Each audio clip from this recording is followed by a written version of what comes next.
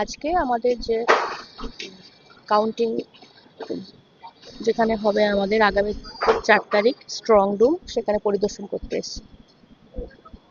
সবই ঠিকঠাক আছে। সিসিটিভি ক্যামেরা দেখলাম, মোটামুটি সব সব ঠিক আছে, অসুবিধা নেই। জনগণের রায় রয়েছে সব ওর ভিতরে। আগামী 4 মে রেজাল্ট।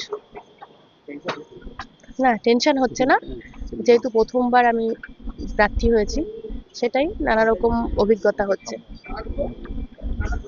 জেতার ব্যাপারে 100% আশাবাদী, শুধু সময়ের উপর।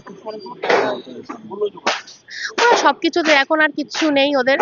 মানুষ এখন মানুষের জনগণের রায় একদম দোরগোড়ায়। ওরা জানে রায় বিজেপির পক্ষেই হবে, তার জন্য ওরা এখন লাস্ট মাধ্যম ওদের এই সিসিটিভি বা আদার্স স্ট্রং রুম নিয়ে ওদের একটা নতুন করে নাটক, আর কিছুই না।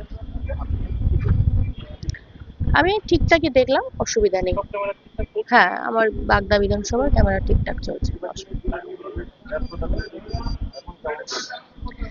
আমি 12 মাসই ব্যস্ততার মধ্যে থাকি এখনো।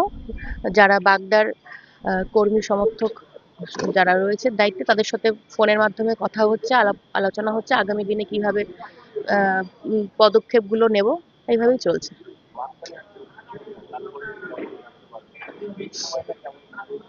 এটা নতুন একটা টেনশন কাজ করে, নতুন একটা এক্সাইটমেন্ট।